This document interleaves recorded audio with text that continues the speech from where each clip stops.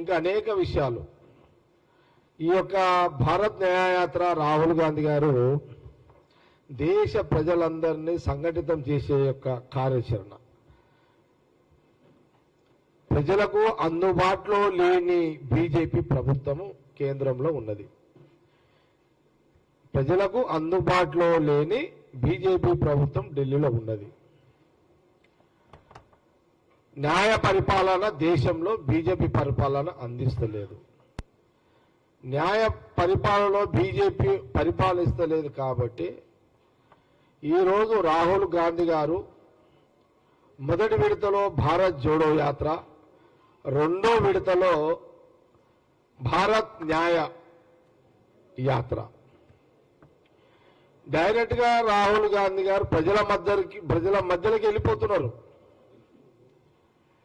ఎలాంటి ఇబ్బంది లేకుండా, ప్రజలకు ఇబ్బంది లేకుండా, ప్రభుత్వాలకు ఇబ్బంది లేకుండా ఏ రాష్ట్రంలో అయితే రాహుల్ గాంధీ గారు పర్యటిస్తున్నారో ఆ రాష్ట్రంలో ఉన్న ల్యాండ్ ఆర్డర్ ప్రాబ్లం లేదా ఆ రాష్ట్రంలో ఉన్న ముఖ్యమంత్రుల యొక్క అవినీతి యొక్క పరిపాలన మీద, ప్రజలు పడుతున్న ఇబ్బందుల మీద ఏ రాష్ట్రం అయితే రాహుల్ గాంధీ గారు పర్యటిస్తున్నారో, యాత్ర చేస్తున్నారో, భారత్ న్యాయ యాత్ర, ఆ రాష్ట్రంలో రాహుల్ గాంధీ గారు చాలా స్పష్టంగా ఈ రాష్ట్రంలో ఈ బీజేపీ ముఖ్యమంత్రి పరిపాలన బాగలేదు, బీజేపీ ప్రధానమంత్రి యొక్క మోడీ యొక్క పరిపాలన బాగలేదు, 9 ఏళ్ల కాలంలో 10 ఏళ్ల కాలంలో ప్రజల మధ్యలో ఈ ప్రభుత్వం లేదు, ప్రజల మీద అధిక ధరలు అధికంగా పెంచేసిర్రు.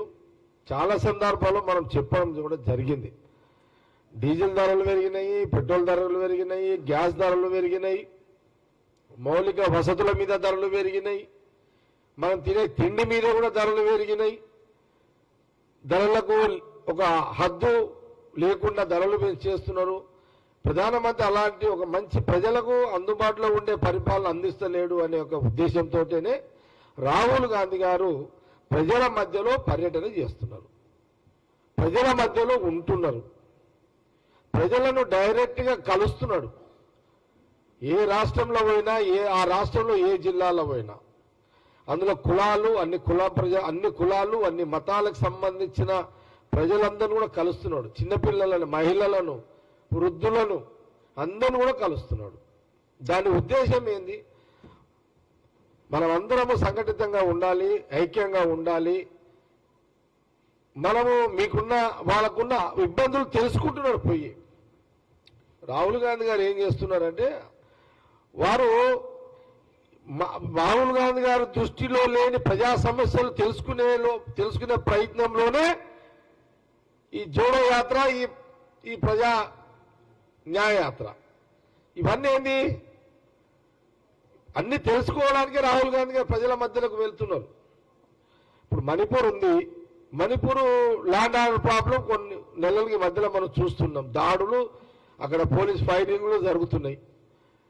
అక్కడ కేంద్ర ప్రభుత్వం, బీజేపీ ప్రభుత్వం పట్టించుకుంటలేదు. ఇట్లా అనేక రాష్ట్రాల్లో ఇబ్బందులు పడుతున్నారు ప్రజలు. ఇలాంటి ఇష్యూస్ మీద కూడా రాహుల్ గాంధీ గారు ఫోకస్ పెట్టారు. ఏ రాష్ట్రంలో అయినా, ఏ జిల్లాలో అయినా ప్రజలు రాత్రికి ప్రశాంతంగా నిద్రపోవాలని ప్రజలు కోరుకుంటారు. అలాంటి పరిపాలన ఉన్న ప్రభుత్వాలు ఏ పార్టీ అయినా రావాలని ప్రజలు కోరుకుంటారు. కానీ మొన్న జరిగిన సంఘటన అస్సాంలో, ఇప్పుడు రాహుల్ గాంధీ గారు ఒక పద్ధతి ప్రకారం ప్రజలను కలుసుకుంటూ ఆ రాష్ట్రంలో ప్రజల మధ్యలో నుంచి పాదయాత్ర చేస్తున్నాడు. కానీ ఇక్కడ సమస్య ఏంటంటే, అస్సాం ముఖ్యమంత్రి ఎవరైతే హేమంత్ బిశ్వ శర్మ అయితే ఆ రాష్ట్రం ఇప్పుడు బీజేపీ ముఖ్యమంత్రి. ఈ బీజేపీ ముఖ్యమంత్రి రాహుల్ గాంధీ గారు ఎలాంటి ల్యాండ్ ఆర్డర్ ప్రాబ్లం లేకుండా, ప్రజలకు ఇబ్బంది లేకుండా వారు పాదయాత్ర చేసుకుంటూ ప్రజల మధ్యలో కలుసుకుంటూ పోతూ ఉంటే, డైరెక్ట్ గా ఆ బీజేపీ ముఖ్యమంత్రి రాహుల్ గాంధీ గారు ప్రోగ్రాం జరగకుండా అతనే పోలీసులతో అడ్డు తగులుతున్నాడు. సమస్య పైన అపోజిషన్ లీడర్ తోటి రావాలి, కానీ ఇక్కడ ప్రభుత్వంతో సమస్య వస్తున్నది. ఇది ఉల్టా అవుతున్నది ఇదంతా. కానీ ఈ హేమంత్ బిశ్వ శర్మ ముఖ్యమంత్రి ఆయన ఒక విషయం మర్చిపోయాడు. ఏంది మర్చిపోలే, ఆ విశ్వాసాన్ని వదిలేసేసిండు ఆయన. ఈయన ఒకప్పుడు ఇదే రాహుల్ గాంధీ గారి దగ్గర అపాయింట్మెంట్లు తీసుకొని కలిసిన సందర్భం కూడా ఉంది కదా. ఆయన ఈ గూటి పక్షే కదా ఒకప్పుడు. ఇప్పుడున్న బీజేపీ ముఖ్యమంత్రి కాంగ్రెస్ గూటి పక్షే కదా, ఈ గూటి పక్షే కదా. ఈ గూటి పక్షే ఈ చెట్టుని ఇబ్బంది పెట్టే ప్రయత్నం ఆ రాష్ట్రంలో చేస్తున్నారు. ఇప్పుడు రాహుల్ గాంధీ గారు టెంపుల్ పోవద్దాయిగా, దర్శనం దేవుని మొక్కొద్దాయిగా. అంటే అస్సాం రాష్ట్రంలో రాహుల్ గాంధీ గారు ఏదైనా గుడికి పోయి మొక్కాలంటే ఆ అస్సాం ముఖ్యమంత్రి పర్మిషన్ తీసుకొని మొక్కాలా? ఇది ఎక్కడన్నా ఇలాంటి పరిపాలన ఏమైనా ముఖ్యమంత్రులు చేస్తారా? అతి ఉత్సాహం చూపిస్తున్నాడు బీజేపీ ముఖ్యమంత్రి, అతి ఉత్సాహం. ప్రధానమంత్రి దగ్గర మార్కులు కొట్టేయడానికి రాహుల్ గాంధీ గారిని ఇబ్బంది పెట్టే యొక్క కార్యక్రమాన్ని ముందు పెట్టుకున్నాడు. ప్రజల మధ్యలో ఉండాలి, ప్రజల మంచి చెడు వాళ్ళ కష్టాలు తెలుసుకోవాలని అయితే రాహుల్ గాంధీ గారు చేస్తున్న ప్రయత్నాన్ని అడ్డుతగలడము బీజేపీ ముఖ్యమంత్రిగా ఇది కాంగ్రెస్ పార్టీ మరొకసారి మేము తెలంగాణ పక్షాన తీవ్రంగా ఖండిస్తున్నాం. దీన్ని ప్రభుత్వమే ల్యాండ్ ఆర్డర్ ప్రాబ్లం క్రియేట్ చేస్తుంది, ఇది కాంగ్రెస్ పార్టీ తీవ్రంగా ఖండిస్తున్నది. అస్సాం సీఎం ఉన్నది డెమోక్రసీని, ప్రజాస్వామ్యాన్ని కాపాడాలి, కానీ డెమోక్రసీని కూని చేసే విధంగా అస్సాం ముఖ్యమంత్రి రాహుల్ గాంధీ గారి యాత్ర మీద చేస్తున్న ఈ వాళ్ళ బీజేపీ గూండాలతోటి, బీజేపీ కార్యకర్తలు, బీజేపీ గూండాలతోటి అడ్డు తగిలే ప్రయత్నం చేయడము, పోలీసులే డైరెక్ట్ గా వారిని రాహుల్ గాంధీ గారిని అడ్డు తగిలి వారిని పాదయాత్ర చేయకుండా ఆపడము, ఈ రాష్ట్రంలో అస్సాం రాష్ట్రంలో తిరగొద్దని భయభ్రాంతులకు గురి చేసే ప్రయత్నం చేయడము, ఇలాంటి ప్రయత్నాలు మరి ఆ రాష్ట్రం అస్సాం బీజేపీ ముఖ్యమంత్రి చేయడము తీవ్రంగా కాంగ్రెస్ పార్టీ తెలంగాణ పక్షాన తీవ్రంగా దీన్ని మేము ఖండియడం కూడా జరుగుతున్నది.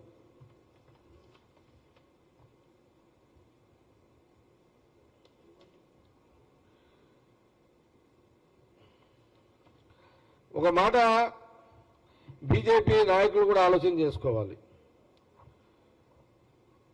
అసలు ఈ దేశానికి వాళ్ళు మొన్న కళ్ళు చేసిన బీజేపీ నాయకులు ఆనాడు ఇందిరాగాంధీ గారిని కానివ్వండి, లేకపోతే రాజీవ్ గాంధీ కానివ్వండి, వాళ్ళు బలిదానాలు కానివ్వండి, దేశ ప్రజల కోసమే అనే ఒక విషయాన్ని కూడా అలాంటి విషయాలను కూడా, అలాంటి చరిత్ర లేని బీజేపీ దేశ ప్రజల కోసం బలిదానం ఇచ్చిన రాహుల్ గాంధీ గారి యొక్క కుటుంబం యొక్క విషయాలను, అలాంటి చరిత్ర గల కుటుంబాలను ఈ దేశంలో రాహుల్ గాంధీ గారి కుటుంబాన్ని రాజకీయ అణగదొక్కే ఒక కుట్రలో భాగమే ఈ రాహుల్ గాంధీ గారి యొక్క పర్యటన అడ్డుకోవడంగా ఇది చాలా స్పష్టంగా కనబడుతున్నది. ఇది కూడా కాంగ్రెస్ పార్టీ తెలంగాణ ప్రజలు తీవ్రంగా ఖండిస్తున్నది. ఇంకా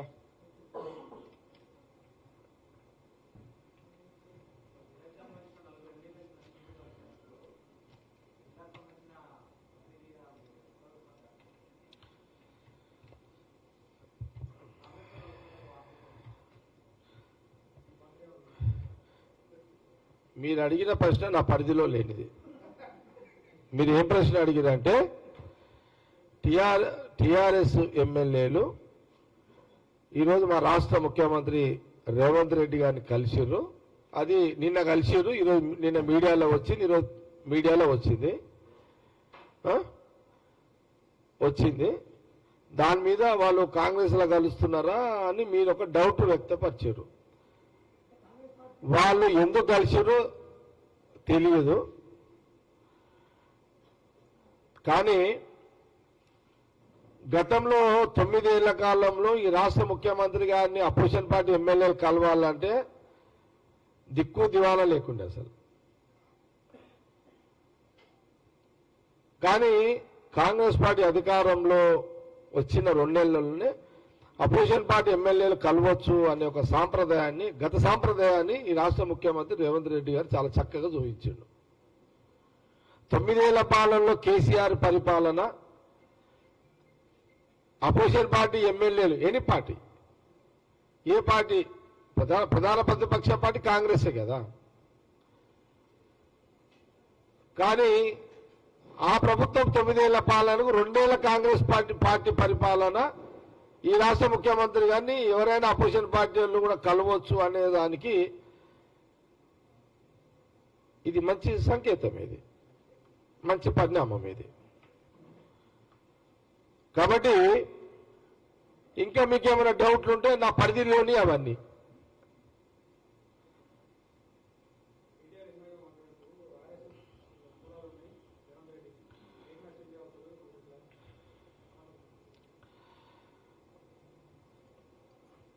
ఇప్పుడు కేటీఆర్ ఏదైతే రేవంత్ రెడ్డి గారు ముఖ్యమంత్రి గారి మీద ఏదైతే అభియోగాన్ని మోపుతున్నాడో అది కూడా నేను అయితే కాంగ్రెస్ పార్టీ వారితో తీవ్రంగా ఖండిస్తున్నా.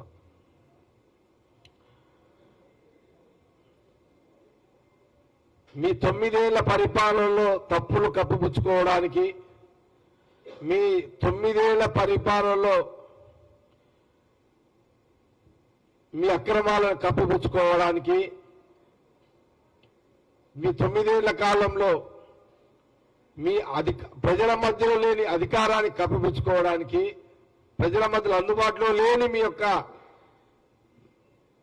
ప్రభుత్వ నాయకత్వాన్ని కప్పిపుచ్చుకోవడానికి ఈరోజు కాంగ్రెస్ పార్టీ ముఖ్యమంత్రిగా రేవంత్ రెడ్డి గారు ప్రజల మధ్యలో ఉంటూ దాన్ని జీర్ణించుకోలేక కేటీఆర్ గారు ఆ రకంగా మాట్లాడుతున్నారు.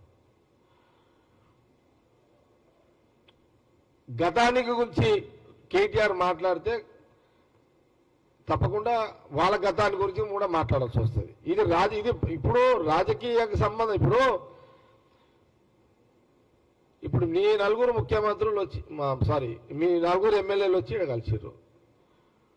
నువ్వు దాని గురించి ఏదంటే మాట్లాడుకోను, అంతేగాని నువ్వు ఆయన అక్కడ పనిచేసిండు, ఇక్కడ పనిచేసిండు, ఎంతసేపు ఈ రాజకీయ విమర్శలకి ప్రాధాన్యం ఇస్తున్న కేటీఆర్కి ఇది సబబు కాదు, ఇది పద్ధతి కాదు. ఇప్పుడు అట్లా తీసుకుంటే అన్ని పార్టీలు తిరిగి వచ్చినాయి కదా. ఇప్పుడు అట్లాంటి నేను కేటీఆర్ గారికి చెప్తున్నా, వాళ్ళ నాయన కేసీఆర్ ఉన్నాడు. కేసీఆర్ జగమెరిగిన సత్యం చాలా మంది తెలియకపోవచ్చు, మళ్ళీ చెప్తున్నా, మీకు తెలిసిన విషయమే ప్రజలకు తెలవాలి. కేసీఆర్ ఆ రోజుల కాంగ్రెస్ యూత్ కాంగ్రెస్ లీడర్గా పనిచేసాడు. సమైక్య రాష్ట్రంలో యూత్ కాంగ్రెస్ నాయకుడుగా ఆయన కేసీఆర్ గారు కాంగ్రెస్ లో పనిచేసాడు. ఇక అది మనం ఇప్పుడు మీ నాయన ఏ పార్టీలో పని చేయకుండా ఉంటే మా రేవంత్ రెడ్డి గురించి మాట్లాడు, మా సీఎం గురించి మాట్లాడు. మీ నాయన ఏ పార్టీలో లేడు, డైరెక్ట్ గా టీఆర్ఎస్ పెట్టిండు, డైరెక్ట్ గా టీఆర్ఎస్ పార్టీ పెట్టిండు పెడితే మీకు అప్పుడు మాట్లాడే అర్హత ఉంటుంది. కేటీఆర్కి నైతికంగా రేవంత్ రెడ్డి విమర్శించే హక్కు లేదు.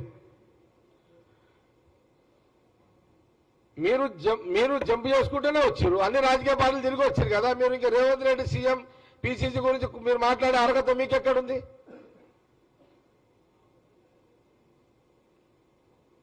మీరు ఏ పార్టీతో సంబంధం లేకుండా మీరు డైరెక్ట్ గా టీఆర్ఎస్ పార్టీ పెట్టుంటే మీ ప్రశ్నకు మేము జవాబిస్తాం. కాబట్టి మీ ప్రశ్నకు వాల్యూ లేదు, జవాబు ఇవ్వాల్సిన అవసరం మాకు లేదు.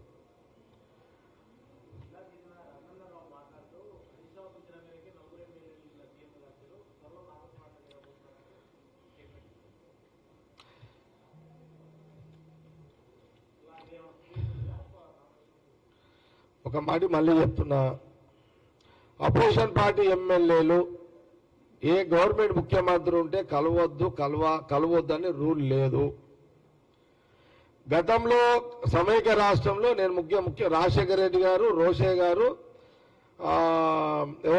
కిరణ్ కుమార్ రెడ్డి గారి దగ్గర చూసినా కదా, బండారు దత్తాత్రేయ గారు కిషన్ రెడ్డి గారు సీఎంలో కలవడానికి వస్తుండే అప్పుడు సమైక్య రాష్ట్రంలో. మరి ఆ రోజు కిషన్ రెడ్డి దత్తాత్రేయ కాంగ్రెస్ లో కలిసినట్ట మరి? అట్లా కాదు కదా. అట్లా ముఖ్యమంత్రులు ఉన్నప్పుడు రూలింగ్ పార్టీ ఎమ్మెల్యేలు కలుస్తారు, అపోజిషన్ పార్టీ ఎమ్మెల్యేలు కలుస్తారు. సమైక్య రాష్ట్రంలో ఉన్న సాంప్రదాయాన్ని ఇప్పుడు సీఎం రేవంత్ రెడ్డి కొనసాగిస్తున్నాడు. మీ 9 ఏళ్ల కాలంలో అటు కాంగ్రెస్ కు మన టిఆర్ఎస్ కు అలవాట్లేదు, ఇప్పుడు బీజేపీకి సంబంధించిన. అట్లాంటి గతంలో కిషన్ రెడ్డి చాలా సందర్భాల్లో కేసీఆర్ కలిసిండు. దానికి జవాబు ఎప్పుడు నేను మళ్ళీ మేము జవాబు చెప్తాం. గతంలో కిషన్ రెడ్డి కేసీఆర్ ముఖ్యమంత్రిని కలవలేదా? మరి కలిసినప్పుడు దానికి జవాబు చెప్పండి, మేము దేనికైనా జవాబు చెప్తాం. ఎవరు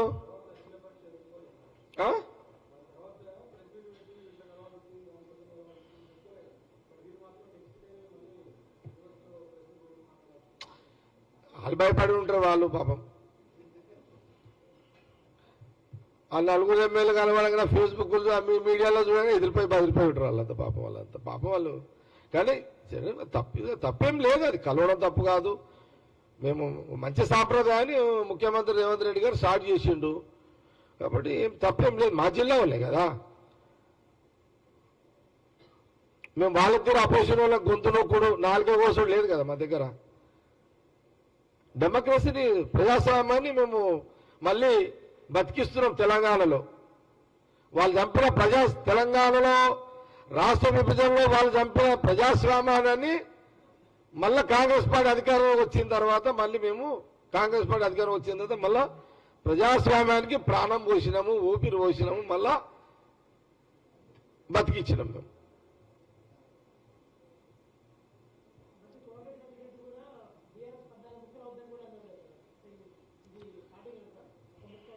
నేనేమంటున్నా అంటే ఇప్పుడు రాహుల్ గాంధీ గారు జోడయాత్ర చేస్తున్నాడు, దాన్ని ఏమైనా ప్రశ్నలు ఉంటే అడగండి చెప్తా. లే ఎందుకు అంటున్నా అంటే కేంద్ర బీజేపీ పార్టీ అల్టిమేట్ వాళ్ళకి ఎంతసేపు ఏముంటుందంటే సోనియా గాంధీ గారు, రాహుల్ గాంధీ గారు, ప్రియాంక గాంధీ గారు, ఆ గాంధీ ఫ్యామిలీ దేశ రాజకీయాల్లో ప్రజల మధ్యలోకి వెళ్ళొద్దు, ప్రజలకు మధ్యలో తిరగనియొద్దు, ప్రజల మధ్యలో వీళ్ళు ప్రజల దగ్గరికి వెళ్తే ప్రజలు రాహుల్ గాంధీ గారు కలవనీయొద్దు. ఇవన్నీ ఈ దురుద్దేశంతో బీజేపీ మొదటి నుంచి కూడా, ఆనాటి నుంచి కూడా మహాత్మా గాంధీ నుంచి మొదలుకుంటే, అప్పుడు బీజేపీ లేదు, ఆర్ఎస్ఎస్ఏ, మహాత్మా గాంధీ, నెహ్రూ గారి నుంచి మొదలుకుంటే ఈ యొక్క కుట్ర జరుగుతుంది. ఆర్ఎస్ఎస్ కుట్ర అప్పటి నుంచే చేస్తుంది కదా. ఇప్పుడు మహాత్మా గాంధీని చంపింది ఒక ఆర్ఎస్ఎస్ కార్యకర్తనే కదా. అల్లకెంచి పుట్టుకొచ్చిందే బీజేపీ, అల్లకెంచే పుట్టింది, ఆర్ఎస్ఎస్ లో పుట్టిందే బీజేపీ. ఇది ఈనాటిది కాదు. ఆర్ఎస్ఎస్ రాహుల్ గాంధీ గారు చాలా స్పష్టంగా చెప్తున్నారు. ఏమని? ఆనాటి నుంచి ఆర్ఎస్ఎస్ తర్వాత ఇప్పుడున్న బీజేపీ, ఆనాటి నుంచి ఈనాటి వరకు ఆ గాంధీ ఫ్యామిలీ, రాహుల్ గాంధీ ఫ్యామిలీ దేశ రాజకీయాల్లో ప్రజల దగ్గరికి వాళ్ళు ఉండకూడదు, వాళ్ళని ఏదో రకంగా ఇబ్బంది పెట్టాలనే కుట్ర ఆనాటి నుంచి కొనసాగుతూనే ఉన్నది కదా. ఆ కుటుంబం మీద కక్ష రాజకీయాలు చేస్తూనే ఉంది కదా. ఇది ఈనాటిది కాదు కదా. ఈ 75 ఏళ్ల నుంచి ఇది నడుస్తూనే ఉంది. ఇదంతా 75 ఏళ్లలో దేశం కోసం ప్రాణాలను త్యాగం చేసింది ఎవరయ్యా అంటే మళ్ళా ఆ కుటుంబమే కదా. వాళ్ళ ఆస్తులు దారదత్తం చేసిరు, వాళ్ళు భారతదేశం యొక్క పాలసీలో వాళ్ళు అనేక దాంట్లో వాళ్ళు బలిదానాలు అయిపోయారు. ఇందిరాగాంధీ, రాజీవ్ గాంధీ గారు. బీజేపీలో ఎవరైనా ఆ రకంగా నిర్ణయాలు చేసి బలిదానమైన చరిత్ర ఉంది ఎక్కడన్నా? కాబట్టి ఈ కుట్ర రాహుల్ గాంధీ గారి యొక్క మీద రాజకీయమైన కుట్ర ఆర్ఎస్ఎస్ బీజేపీ మొదటి నుంచి చేస్తుంది, ఇప్పుడు చేస్తుంది, చేస్తూనే ఉంటారు వాళ్ళు. వాళ్ళకి అల్టిమేట్ ఏంటంటే గాంధీ, రాహుల్ గాంధీ గాంధీ అనే ఒక మాట వినబడద్దు అనేది వాళ్ళ యొక్క రాజకీయమైనటువంటి వాళ్ళ నిర్ణయం, వాళ్ళ ఆలోచన.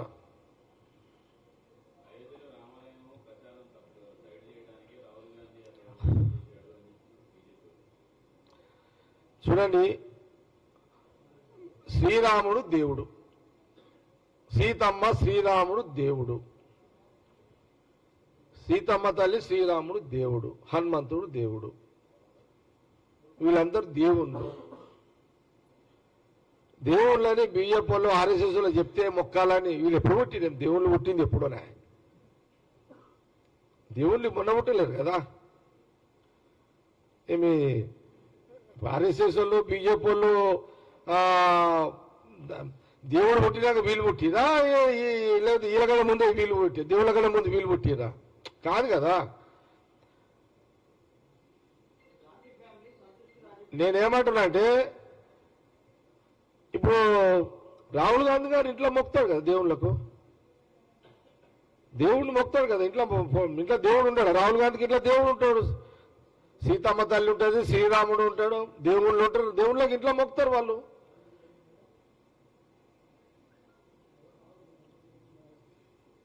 ఇప్పుడు ఇంట్లో మొక్కేది కూడా ఇంట్లో మొక్కుతున్నట్టు కూడా ఫోటోలు వేసుకోవాలా? ఇక బీజేపీ వాళ్ళు చెప్తున్నట్టు.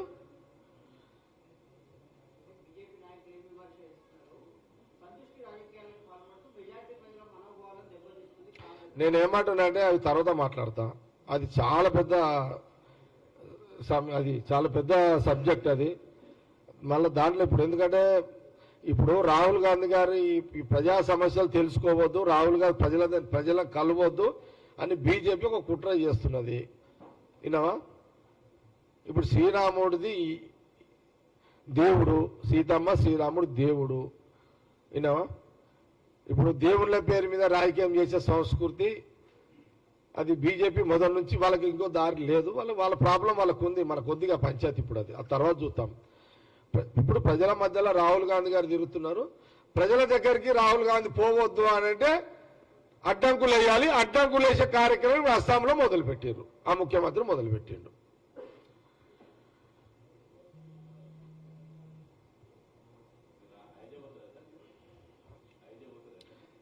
సారీ, నేను మోడీ గారు సీతారామ కళ్యాణం చేస్తాడో తెలియడో నాకు తెలియదు.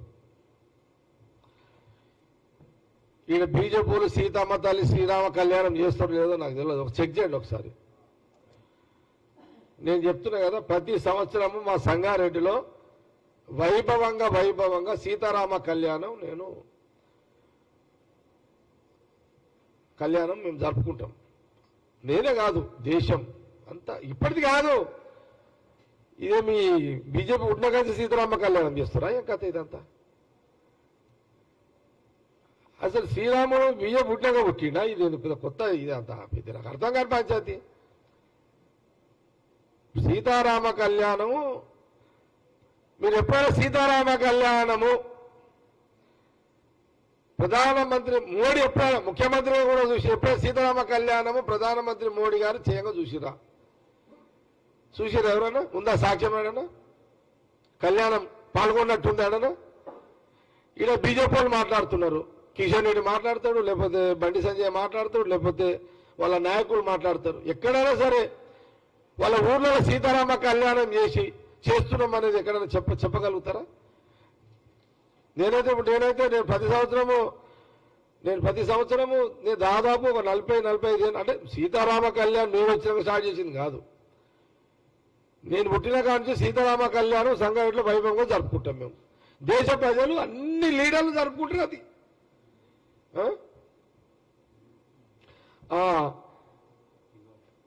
బీజేపీ పుట్టి 40 ఏళ్ళు అయింది, రాముడు పుట్టి 4 యుగాలైంది. బీజేపీ పుట్టి 40 ఏళ్ళు, శ్రీరాముడు సీతమ్మ తల్లి పుట్టి 4 యుగాలు. సరే, మీకు రాజకీయంగా వేరే దారి లేదు, మీరు రాజకీయంగా బతకాలి. శ్రీరాముడిని మీరు దేవుణ్ణి పేరు మీద మీరు ఏదో బతుకుతున్నారు, బతుకుండి. కానీ రాహుల్ గాంధీ గారిని అనవసరంగా ఎందుకు దీంట్లో మీరు లాగుతున్నారు?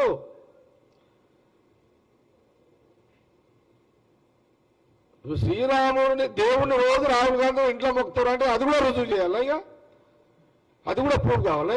దేవుని మొక్కేది కూడా ప్రూఫ్ కావాలా బీజేపీలకి? ఇక ఇంత ఇది సరే ఏం చేద్దాము? దేశంలో కొత్త జనరేషను చరిత్ర తెలియకుండా కొత్తలు పుట్టిరు, కొత్తలు పుట్టిరు. ఇప్పుడు వాళ్ళకి తెలివయి ఇప్పుడు 75 ఏళ్ల కింద మహాత్మా గాంధీ ఏం చేసిండు అనేది ఎవరు తెలుసుకునే ప్రయత్నం చేయరు. నెహ్రూ గారు ఏం త్యాగాలు చేసిండో తెలుసుకునే ప్రయత్నం చెయ్యరు.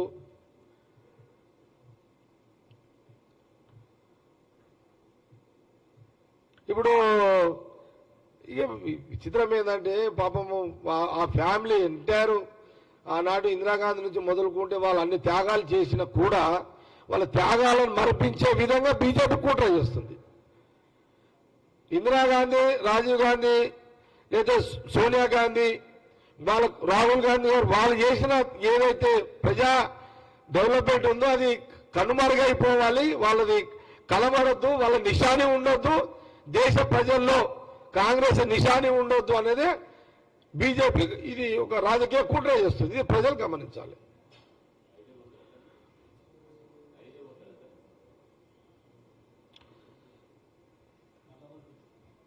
నేను ఏమంటున్నా అంటే ఏమంటున్నారు? అరే మా ఇంట్లోనే సీతారాముడు ఉన్నాడు కదా, మా ఇంట్లో రాముడు ఉన్నాడు, మా ఇంట్లో వద్దులే ఇది అదిగా. ఇప్పుడు నేనేమంటున్నా సబ్జెక్ట్ ఏంటో పోతున్నది మళ్ళీ ఇదంతా. నేనేమంటున్నానంటే దేవుని సీతారాముడిని నేను కాదు మీరు అందరం మొక్కుతాము. కొత్తగా బీజేపీ వాళ్ళు వచ్చి దేవుని మొక్కుమని చెప్పాల్సినంత దుస్థితి, ఇంత దౌర్భాగ్యము రాజకీయాలలో రావద్దు. అంటే మనం ఎవరం దేవుని మొక్తలేమా? వీళ్ళు వచ్చే ట్రైనింగ్ ఇస్తున్నారా? ఇదేం లేదు. దేవుని పేరు మీద ఆ కుటుంబాన్ని బదలాం చేయాలని, రాహుల్ గాంధీ గారిని బదలాం చేయాలని బీజేపీ కుట్ర. దేవుని పేరు మీద రాహుల్ గాంధీ గారిని బదలాం చేయాలనేది బీజేపీ కుట్ర.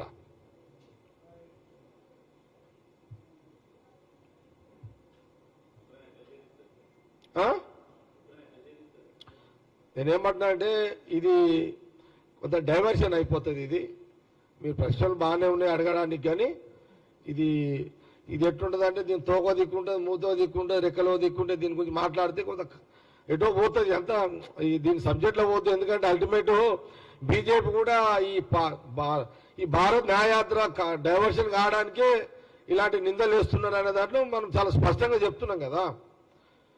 కాబట్టి దయచేసి మనం దీంట్లో ఇది ఇంపార్టెంట్. మనము సరే అందరం దేవుళ్ళని మొక్కుతాము, ఏదో కొత్తగా బీజేపీ వాళ్ళు వచ్చి మన ట్రైనింగ్ ఇచ్చి దేవుళ్ళు మొక్కుమని చెప్పాల్సినంత అవసరం కూడా లేదు అనేది నేను చాలా స్పష్టంగా తెలియజేస్తున్నాను.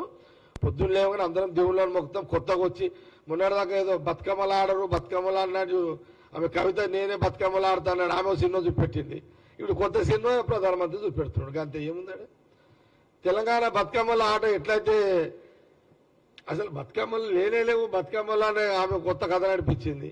అల్టిమేట్ జనాలని నిష్ప్రయోజనం చేయడం, జనాలని వాళ్ళని కొంత ఏమంటారు దాన్ని మాయ చేయడం, జనాలను మాయ చేయాలి. ఎట్లా మాయ చేయాలి?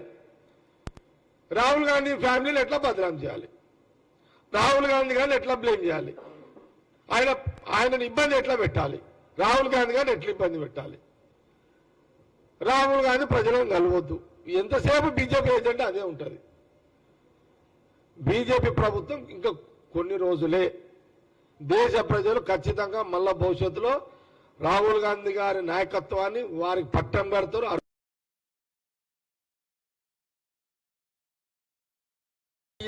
అధికారం అని అనుకోవడం వల్ల మూర్ఖత్వం. తప్పకుండా ప్రజలు తప్పకుండా మళ్ళా రాహుల్ గాంధీ గారికి అధికారం ఇస్తారు. మంచి రోజులు వస్తాయి, మంచి పరిపాలన అందుతుంది. దీంట్లో ఎలాంటి అనుమానం లేదు. బీజేపీ కుట్రలు కాంగ్రెస్ పార్టీ రాహుల్ గాంధీ గారి నాయకత్వంలో తిప్పి కొడతాం. బీజేపీ రాజకీయ కుట్రలను ఖచ్చితంగా కాంగ్రెస్ పార్టీ తప్పకుండా తిప్పి కొడుతుంది రాహుల్ గాంధీ గారి యొక్క నాయకత్వంలో. Okay, close.